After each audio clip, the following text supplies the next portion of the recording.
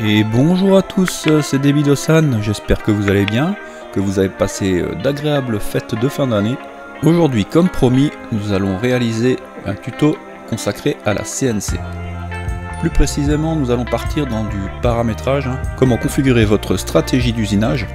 La nouveauté sur ce tuto, c'est de rajouter une nouvelle fraise d'usinage.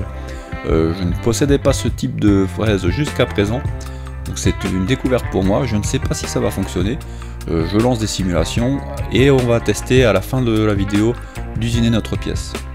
Donc le tuto ne portera pas sur la réalisation du dessin. Si vous avez des questions, je répondrai à tout le monde. Si vous voulez savoir comment je l'ai réalisé, il n'y a aucun souci. Là nous allons partir sur une vidéo de configuration où je vais vous expliquer comment rajouter ce profil de fraise, comment prendre les cotes, du moins comment j'ai fait pour prendre les cotes. Je verrai bien si ce que j'ai fait est correct et si ça fonctionne. Allez, sans plus tarder, entrons dans le vif du sujet. Pour commencer, je vais vous présenter la pièce en question. Donc, il s'agit d'un blason, le blason de mon village, donc qui est symbolisé par une rivière qui passe là au milieu. J'ai rajouté le nom du village que je vais graver à l'intérieur de la pièce. J'ai également rajouté des petits congés un peu partout là pour l'esthétique, pour arrondir tout ça. Et puis la forme. Nous allons essayer d'usiner l'ensemble de cette pièce en une fois, à l'aide d'une fraise de type conique. Alors dans un souci de fixation, afin que ça ne bouge pas et que ça n'entrave pas le mouvement de l'outil, je vais quand même prendre des cotes sur la machine et réaliser deux trous de part et d'autre dans la pièce, afin d'y insérer des vis qui vont venir plaquer solidement et précisément notre pièce au spoilboard. Le spoilboard, donc ce que j'appelle le spoilboard, c'est la table de la machine. Donc passons maintenant sur la partie configuration.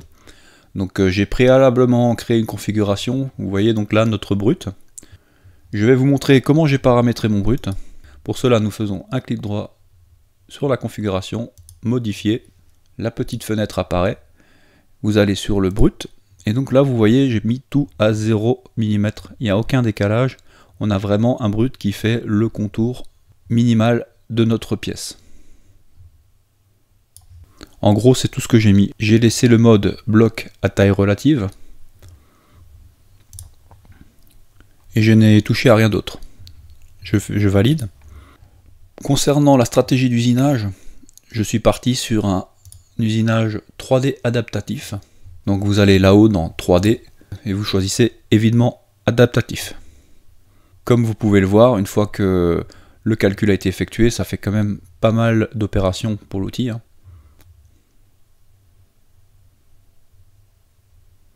Si on passe en mode simulation,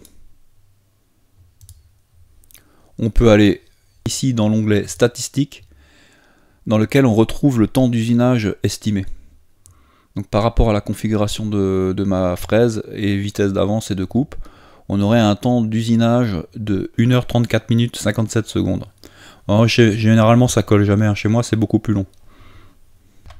Allons maintenant observer la configuration de la fraise. Donc pour cela, je retourne dans ma stratégie d'usinage adaptatif 3D. Je fais modifier. Bon, bien sûr, vous n'aurez pas à faire modifier puisque vous allez créer votre stratégie de 0. Moi, elle est déjà existante, donc je vais faire modifier. Et donc là, dans outils, sélection, je vais dans fraise d'usinage, je sélectionne la fraise conique. Là, je vais sur le petit crayon qui me permet de modifier l'outil et je vais vous montrer comment je l'ai configuré. Donc ici on a différentes cotes qui apparaissent. Donc quand on clique dans un champ, ça nous montre à quoi ça correspond. Donc ce que j'ai fait, c'est que j'ai simplement pris un pied à coulisse et j'ai essayé de mesurer au plus précis ma fraise. Donc là j'ai défini 4,34 mm pour la partie diamètre que l'on voit ici. Concernant le diamètre de la partie outil qui sera serrée dans le mandrin, c'est du 6 mm. Donc là, il n'y a pas forcément de mesure à prendre puisque c'est une fraise de 6 que j'ai commandée, donc de ce côté-là, il n'y a pas de problème. Ensuite, la longueur totale, on voit bien, les images parlent d'elles-mêmes. La longueur sous le porte-outil, alors là, c'est un peu estimatif, parce que votre outil, vous pouvez très bien le rentrer un peu plus dans le mandrin ou le sortir un petit peu plus. Donc j'ai mis une valeur un petit peu arbitraire. L'essentiel étant que la partie coupante de l'outil soit bien dimensionnée. cette partie là par exemple, vous voyez on est à 36,24 mm, ici sur la partie coupante on est à 35,6.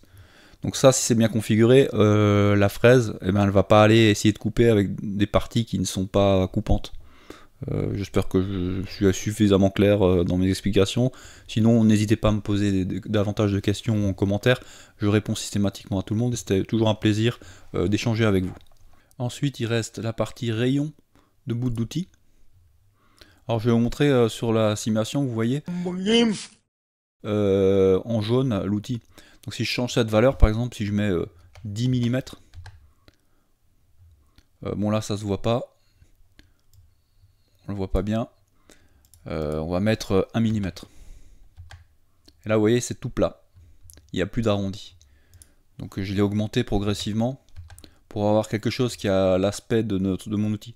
Alors c'est vraiment du bricolage, vous allez me dire, parce que j'aurais pu trouver les infos chez le constructeur de la fraise. Effectivement, je me suis pas trop embêté là sur ce coup-ci. J'ai pris une fraise AliExpress et j'ai pas tellement d'infos que ça dessus, donc je me suis dit je vais faire un essai comme ça et puis je verrai bien ce que ça donne. Le dernier paramètre à régler, c'est l'angle de dépouille.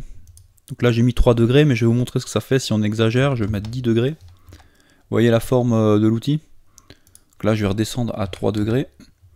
Et c'est grosso modo ce que j'ai en fait. J'ai superposé ma fraise sur l'écran. Donc encore une fois c'est du bricolage, mais on va dire que ça fera l'affaire. J'ai laissé également le sens horaire, hein, puisque la machine tourne en sens horaire. Après j'ai tout laissé par défaut. On peut se balader un petit peu pour voir les autres onglets. Donc là on peut configurer une description, ça j'ai rien mis. Là corde de l'outil, pareil j'ai laissé par défaut. Porte-outil également. Données de coupe, là il y a des choses à régler. Donc je suis parti sur des réglages que j'ai l'habitude d'utiliser avec d'autres fraises de 6 mm. C'est-à-dire je suis parti sur une vitesse de broche de 24 000 tours minute. Bon, j'aurais peut-être pu la baisser à 20 000 tours minute. Je verrai quoi, j'ajusterai peut-être. Ensuite, il y a un paramètre important, c'est l'avance de coupe. Je pourrais théoriquement aller jusqu'à 2500 mm minute avec ma machine, mais pour des raisons de précision, je préfère baisser un petit peu.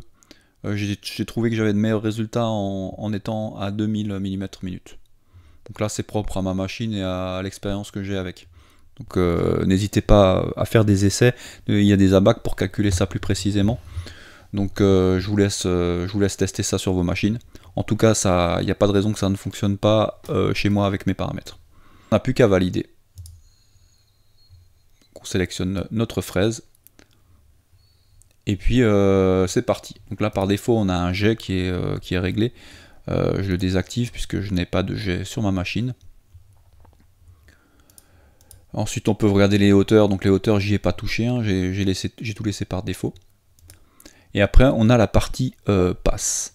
La seule chose que j'ai réglée dans l'onglet passe, c'est la profondeur de passe maximum d'ébauche. Donc là j'ai mis 3 mm. Vous allez voir au niveau de la simulation ce qui se passe. On valide. Quand on simule, on voit bien que la fraise fait de multiples passes de 3 mm.